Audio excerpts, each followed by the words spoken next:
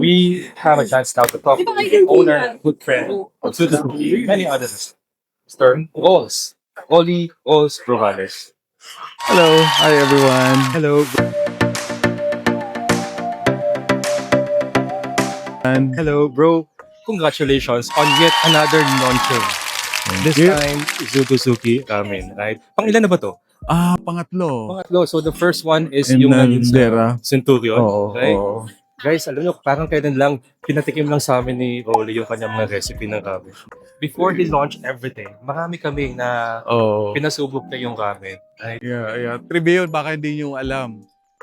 Si yun is sa mga nag-approve ng lasa ng Suzuki. Approve. I mean, hindi naman namin babalik-balikan at orderin kung hindi. Oh, correct. Anyway, congratulations on your launch here at Burjuman. Yes. Right? Yeah. What does it mean to you? Kasi parang kailan lang, there's also Off the Hook. Right? Also Potato Corner, launching in Flava Algorea. And now this. Yeah, I can see it's a blessing, of course, no. For of all the things happening right now, Yes. and yet they guide us, no, doon sa proper location, especially alam mo naman restaurant location, ika nga. Yeah. And then of course from the UA government for assuring us na we are safe, right? We are safe, and until now, and opportunities is, I'm firmly believer Yes, that if yes. there's a crisis, opportunities there. Yes. I mean, Yeah. 100% Di ba? agree. Yes, he's Di ba? the So, like, what happened during COVID, and we're opening during COVID, and naisip ko nga, parang ito na naman. So, marami na naman kaming opportunity. opportunities. Yes. Di ba? So, I think it's being positive then, Yeah. mindset. And with the support of the community, of course. Yeah. So, yun lang. I mean, I've Yeah. known Oli for years already. This guy is very humble, despite of having many of these restaurants across the country. Right? If I'm not mistaken, more or less, nasa 20 lahat na.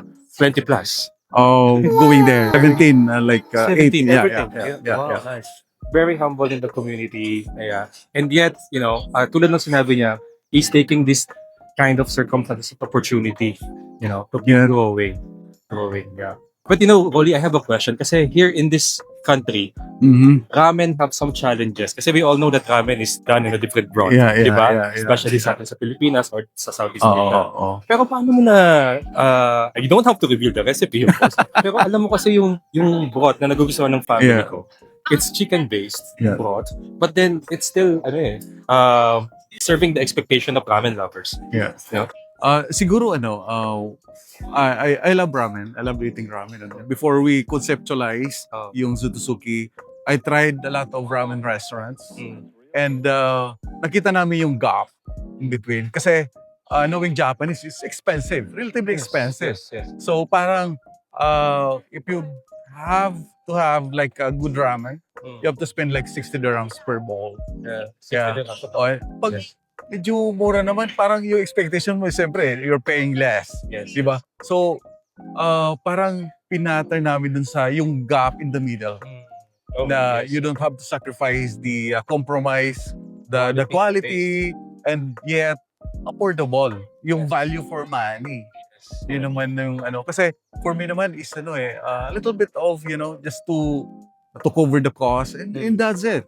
Yeah. Because you love serving the people, you see how they smile eating the ramen, Ramen is experiential. Yeah. If you go back to the Philippines, iba yung the way that you eat ramen. It's an experience of its the flavors, the coming of all of this together. Kami as a family, lumipat kami sa Dera dahil sa Suzuki. Hindi, joke lang. Lumipat kami sa Dera, napadalas Love it. kami sa Suzuki. Yes, napadalas kami. I mean, my kids love the Shio. Oh, Kami yeah. naman yung miso. Ikaw, bilang owner na rin at you've been, I'm sure having a lot of this, anong pinaka-paborito mo? Actually, nag-change When, When we launch it, I really like the Tantan. oh yes, Tantan yan. Yeah. And then now, I'm fan of spicy miso. I see. Yeah, I'm from Bicol. Oh, yes. yeah, Okay, so- that's first. And of course yung katsu curry. Katsu curry. Yeah, Dito parang yung curry. tinatransport niya ako sa Japan eh. Alam mo yun, and it's 28 dirhams I think, or 25 dirhams. Yes, yes. So it's really affordable. It is affordable. You know, Yeah. bukod sa ramen tsaka yung mga curry, even yung mga rolls, literally Yeah, rolls, yeah. ano? Yung mga rolls, mga maki rolls nila, Yeah, they are very affordable as well, and the quality, super. Kid-friendly and adult-friendly as well. We love it. Yeah. So, also, is there any, parang all throughout this journey of opening restaurants here and there, are there any parang reflection in terms of, are you living that vision na meron ka ba simula dumating ka sa UAE? Was this part of the dream? Actually, for a restaurant, parang hindi. Hindi Siya restaurant. But when I came first year, parang I really want to have a business talaga. business, but not necessarily restaurant. Ano din sabi, restaurant. Okay. But siguro dinala ko doon ng just kasi I stayed in Ayala for 10 years, almost 10 years eh. Yes, yes. Ayala lang. So parang bakit doon sa F&B? Right. And maybe because of my experience also back in the Philippines. Kasi nasa hotel ako eh. Okay. Oh, so an accountant sa hotel. So yun, I know the process and especially yung financial aspect ng restaurant. Kasi I think that's really important. Even our financial. Di ba? Ikaw, nagtuturo ka. Di ba? Nagtuturo tayo. Di ba? So, what I parang- love about it, the financial acumen is there. Yeah. Not just about the passion, but how to Yeah. navigate this Kasi business. end of the day, you should have enough yung cash flow mo to run it. Kasi it's so ironic kasi everyone is like, naman right now yung nangyayari ngayon, no? Nagbabawas ng sahod and then lay off. But we are hiring. You're hiring. Yeah. Now we're closing like 160 end of the year, like 200 in kababayans na matulungan natin. Yes. Oo, Galing. so- Speaking of hiring, your employees, every time you visit the restaurant, Yeah. masasaya ang mga empleyado mo. Anong sikreto? Mapera sila. Kasi it's parang I'm RFP, no? I'm Yes, advocating yung Yeah. financial stability ng bawat pamilya, no? It's boiled down lahat kung may problema ka financial. Eh. Di ba? Imagine, nag-serve ka, halimbawa, nasa resto ka. Someone texting you, no? Yeah. Padala dito, alam mo yun, kung wala kang pambigay. Di ba? And, I think the safe yung workplace sa OTH Yes. as a whole. Oo. They can raise anytime. Parang, hindi sila natakot na, nagkamali ako. Yeah. Parang ganun. Kasi we're like, we are parang passionate about it. Yeah. Safe environment. Yeah. Oo. I can attest to that. Kasi I also heard from our good friend Michelle. Kasi you're also giving trainings sa Yeah. mga staff mo, right? Leadership, team building, everything that they need to learn in terms of skills. Galing. Kaya mas nagiging productive siguro at saka yung experience at trabaho na Yeah, dadating. yun ang importante. Kasi, Boss here is not your typical boss. Leader. yeah, we have to. Para, alam mo yan, para ano yan maano din sa ibang tao. Di ba? Yes. Yung vibes, di ba? So they're not only Oo. earning money, they're income, they're also earning wisdom. Yes. But going back to Suzuki, again, congratulations to this very good launch. Nakikita ko ngayon, first day pa lang ng grand opening. Ang daming ibang lahi na pumapasok. And I think that's one of your goals ever since. Yes, It's not yes. only enclosed to Filipino community. Yeah, correct. Right? So I think, maybe I'm jumping ahead. I'm not a strategic person, but this is a good strategy to be, welcoming audience. Yeah, I think catering to mainstream is very important, especially for F&B. Yeah, Yes. not only one segment. Kasi parang ang dami doon eh. Then Yeah. why don't you, parang crossover ka sa iba, Mm. alam mo yun, nationality if Yes. ever, if Galing. possible. Okay, sige, Rolly. You've mentioned this earlier about doing business in Dubai and the goodness of the Dubai support. For Dubai kasi, BOY stands for because of you, Dubai.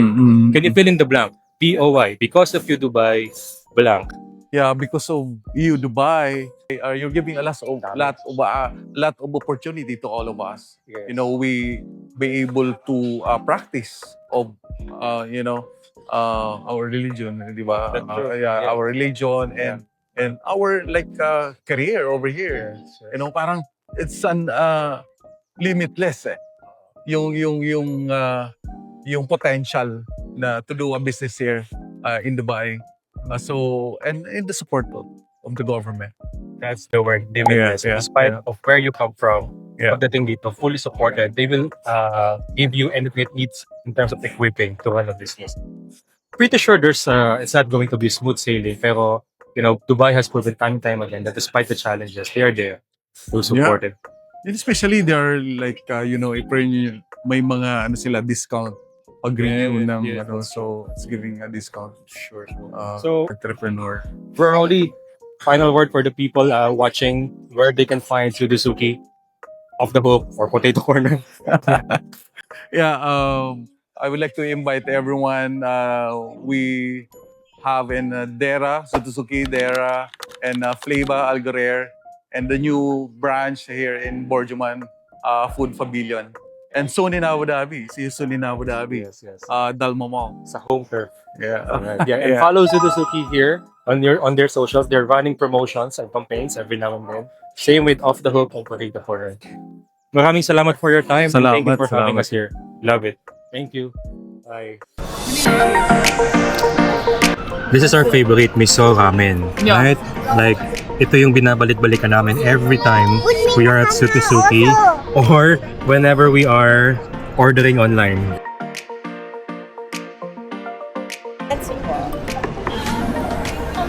Hello guys, but I'm not. Congratulations to Suzuki for the opening of it. The food was great, and I hope I can come back here soon. Hi, I just want to say congratulations to the Suzuki team. I was there on the first day. They tried the menu years ago, and I'm really pleased they've got this new site open here in Bergman. Things are going great for Suzuki, and I'm sure we'll see more of them this year. Authenticity of the Japanese foods you can find here in Suzuki, and of course congratulations to the owner, Mr. Rolly, and of course with the PR team of Miss Leslie. I hope bisitahin nyo tong Suzuki. Dito lang yan sa Borjuman Pavilion Food Court. Suzuki, always a fan of it way back there days, and always frequent in Borjuman. So this is really nice opportunity for me to get more ramens that I really like. So Rolly, congratulations. Suzuki, the best.